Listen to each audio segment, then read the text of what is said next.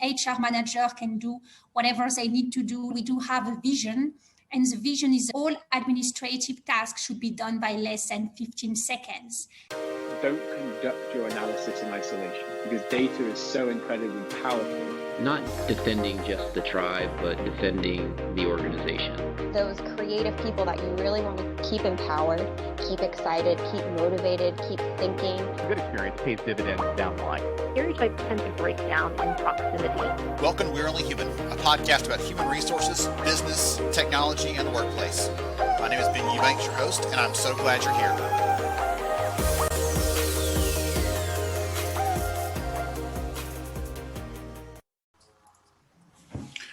Hey everyone, this is Ben Eubanks, host of We're Only Human, and I'm really glad that you're here with us today. One of the things, thinking back to my time when I was working in the trenches as an HR leader, one of the things that was always a challenge was finding time to manage the paperwork, to keep all the documents, keep up with all of the things we had to track, and that got harder and harder as I worked in larger and larger companies, right? That it went from having one form for this process to having 6 forms for that process and all kinds of other fun complexities, which I'm sure most of you can identify with. So today we're going to talk to the team at Aconso and learn about how they're solving this problem for employers. We're going to talk about what are the challenges around that, what are the requirements around that, all those kind of things. So I'm so excited to have the team here with us today. Welcome to you. Hi, thank you very much, Ben. Yeah, also very exciting to be here. Absolutely. I'm glad to have you both. Take just a minute, each of you, Leila, if you want to go first, and introduce yourself. Tell us who you are and what you do. Sure. So my name is Leila Laidani. I'm actually the International Customer Success Manager at Aconso. And I'm here really to advise customers when they want to improve their employee experience. I'm actually working with customers in different industries, all around the world. To be honest, we are working with almost 65 countries, so it's very international. And we do have a lot of references like Lufthansa, Syngenta, Novartis, McDonald's, etc. Excellent.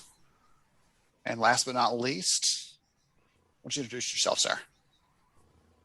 Thank you very much. Hi, my name is Mehmet Zak. I live in Munich, where one of Aconso's headquarters is.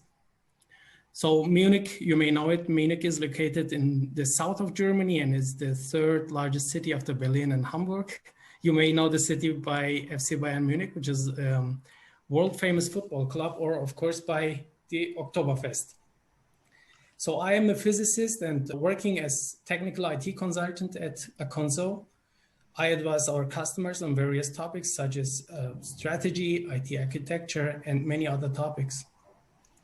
And also the setup of our software, and in this course, the connection to other HCM systems are part of my tasks. And I think during the interview, we will probably go into more detail and talk about which systems these are. I've tried to bring a few interesting examples that I've noticed in my work in recent times. And I'm happy to share my experiences with you. Wonderful. I'm looking forward to hearing some of those. Anyone who's listened to the show for more than a few episodes knows that I'm a sucker for a really good story. I love hearing about companies that are solving these problems because not just because we all love to hear the triumph over a challenge, but because we also want to know that if someone else can solve it, we can too. So there's a couple different factors there. I just love hearing some good examples. And as we go through, we'll dive into some of those. Sylvia, one of the things you said there, I actually want to ask about really quick. You mentioned some different customers and different segments there. Like you said, across different industries.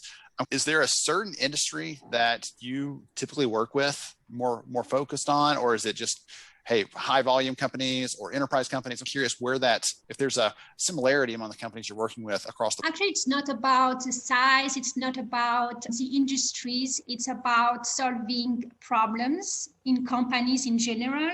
And those problems are the following. So when you actually want to archive your documents or create automatically documents, this is where we are, and we can advise and provide you the right solution. So it's not about the size, it's not about the industries, it's just about having and improving the employee experience. I love that's intriguing. You said that earlier. solving that problem, helping employers with that challenge. And again, what's interesting is we hear all the time, people talk about employee experience as this catch-all for everything that we're doing, but we talk about in terms of feedback tools and everything else, and there's no shortage of different technologies in the market that are wrapped around employee experience. But when I think about every company I've ever worked for as an employee, and every company I've worked for as an HR leader, the thing that is unanimous, that is the same across every single one of those, is having to manage, to track, to generate documents, to manage those securely, to keep track of who's completed them and who hasn't, right? Workflows around that to make sure the right signatures are coming in. So again, it's one of those things that regardless of whether you have 5 employees or, like you said, it doesn't matter what size, 50,000 employees, you're going to run into that at some point. So Exactly. Mehmet, I'd love to hear from you. Let's talk about this and make it practical. We've given some examples already a little bit, but talk about this. Tell me a story of a client and what kind of problems you solve for them. Now, Aconso offers various products for HR document management and support departments on the path of the digital transformation. And I'm involved in many different projects, but I particularly enjoy working with companies that were previously paper-based and now migrating to a digital world.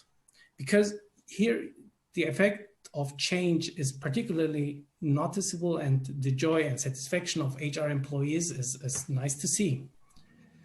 So what I've also observed in projects like this is that even HR employees who you would initially think are not that technologically defined are very interested in these topics and are involved right from the start. So after a short training session, for example, everyone is able to work with our personnel file. After you have the personnel file, so now you can ask yourself what happens to old files. This is a challenge. After all, you need them to work in the new system. So to get the paper documents into the new digital world, of course, they have to be first scanned. And for this, we have Aconso services, which is specialized in professional scanning of old files. And this is their daily job. And we have already successfully completed a few projects in US. And after the documents are scanned, they are automatically uploaded to the e-file. And from then on, they are digitally available from anywhere and whenever you want. And it is very interesting to see these customers. Excellent. So you mentioned that they're digitally available there once they've been e-filed in and they're saved. So who can access those? Obviously HR can get at this, but can we give granular access to or specific access to managers for teams or for someone who's over a region for certain documents generated in their area? I'm curious how that access piece works, because as you not everything, even though we have to be the ones ultimately to track that long-term, make sure it's all done for compliance purposes, sometimes a manager needs things signed off with their own people, with their own teams, offer letters, that kind of thing. I'm curious, who else can access it besides just an HR professional? So everything in our application is controlled by roles and permissions, which, by the way, can be taken from HCM systems such as SuccessFactors or SAP HCM itself. So only selected and authorized employee can perform certain works. These roles and permissions make it easy to control who is allowed to do what. Excellent. Sorry, I had to cough there. All right, I'll fix that one. So in that course, you don't send any documents because the documents are in a secure central location. All you have to do is control access for different employees with roles and permissions, such as which employee can view which register, for example. Excellent. I'm thinking, again, as I'm listening to this, I'm thinking about the problems that it solves, because in the past, I remember we had to password protect something to send it around and try to get, or we're emailing these very sensitive documents to people, and you have to double and triple check you're sending them to the right person. We had none of those kind of controls in place. So you're missing out on that, like I said, that peace of mind, that security of knowing that you're not going to inadvertently send the wrong thing to the wrong person, or you're not going to give access to the wrong person, because that's all based on the rules, especially if you're pulling it from your HR system. updating the rules there would allow the right person to access that. So I'm glad that you touched on that piece of it. Leila, I'm curious, when someone starts using Aconso for the first time, what sort of things do they say? Does anything surprise them, or do they have any sort of feedback like immediately? Wow, I didn't know it could do this. Or I'm kind of curious what your thoughts are there. Yeah, of course. So this is a pretty new technology. As you said, this is something new, and people are very surprised how easy it is to use, actually, because basically we just need to do the configuration the way any customer, any company want to. And once it's integrated and configured, it's very, very, very easy to use. So an employee can access very easily to their document. A manager can see also their document. An HR manager can do whatever they need to do, create a contract in few seconds. And by Aconso here, we do have a vision. And the vision is all administrative tasks should be done by less than 15 seconds. And this is really something that you can do when you have Aconso. You can have any kind of documents. You can create any kind of documents in less than 15 seconds. I'm over here stunned a little bit by that, because most HR leaders would hear that and think, yes, that's a great dream. That's a great vision, but it's hard to make that a reality. And so I love that approach, and it's very concrete too. It's not just we should make this easier, but it's 15 seconds or less. That's pretty powerful as a statement there. And I'm imagining you're probably doing that for a lot of clients by enabling them to generate and track and a lot of things using this versus having to through all the fun stuff, we'll just say, involved in managing and tracking and sending paper files. Exactly. Give me a couple of examples. We're talking about files broadly. So in my head, I'm picturing employee files, but what are 3 or 4 different types of documents or use cases where a current customer is using Aconso for these different things beyond just an employee file? Sure, we do have different customers. So for example, we've presented last time some cases like McDonald's, Pfizer, and Billfinger. So basically big companies are still handling their documents through paper. And of course, this is not a very good way for compliance. Here, we do have, and maybe Mehmet here is the best to provide you some concrete example about customers.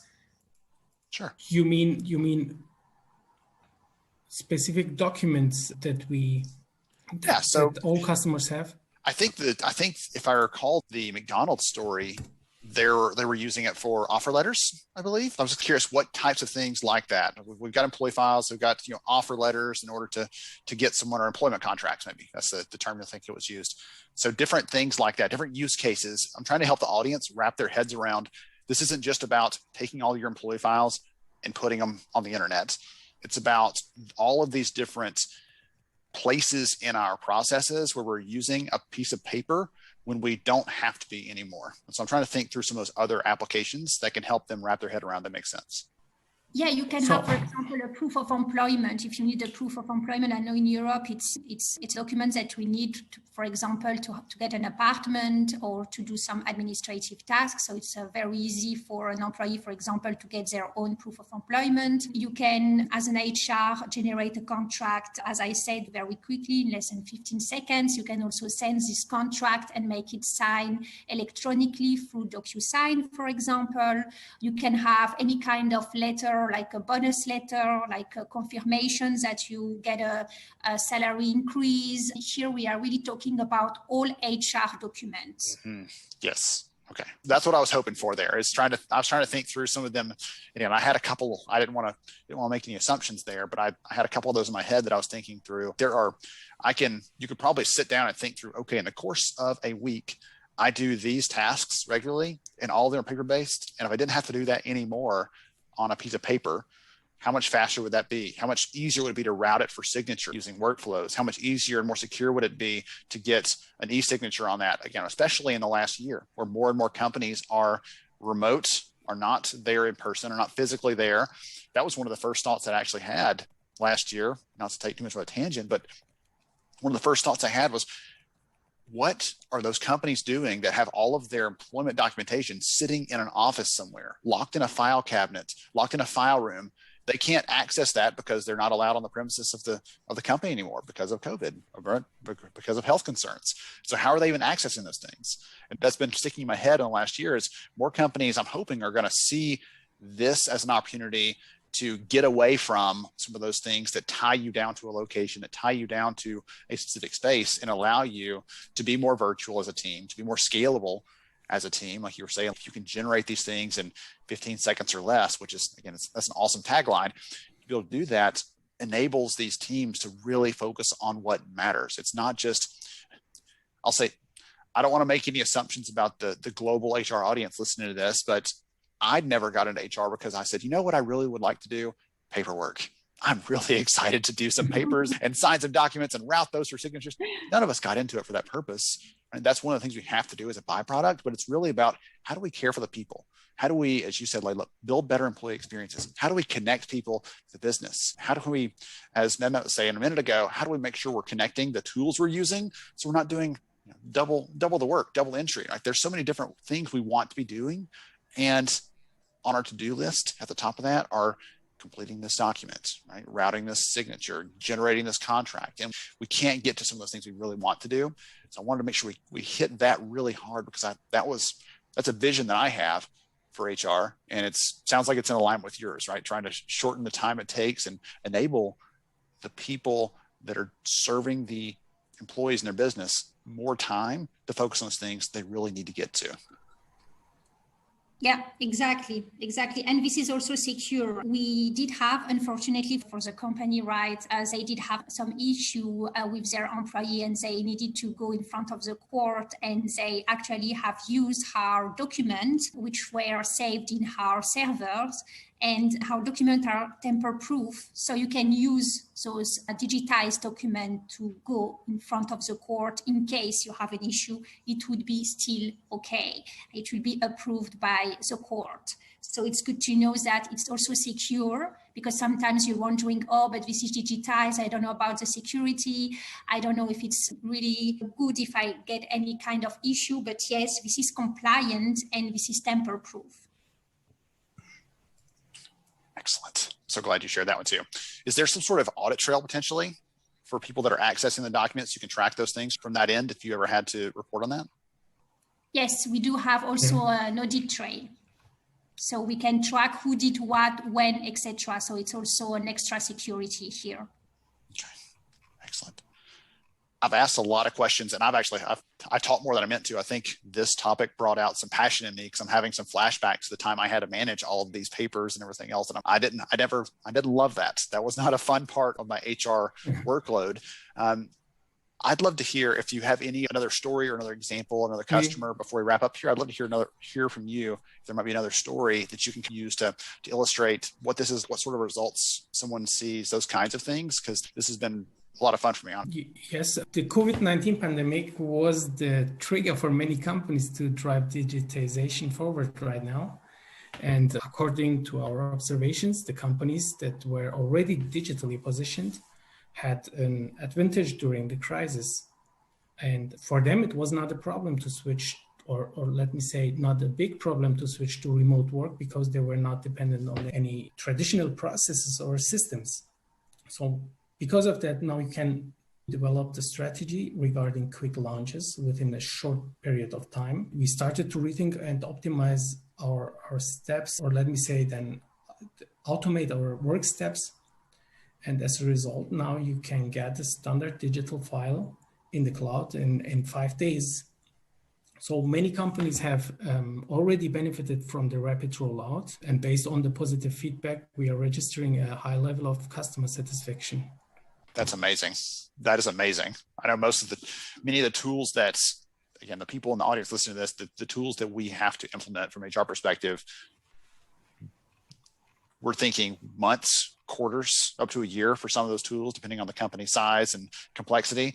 And to hear that sort of capability in that short of a time is incredible. Again, it shows that ability for companies to be able to adapt and to change. We did some interesting research sorry, go ahead.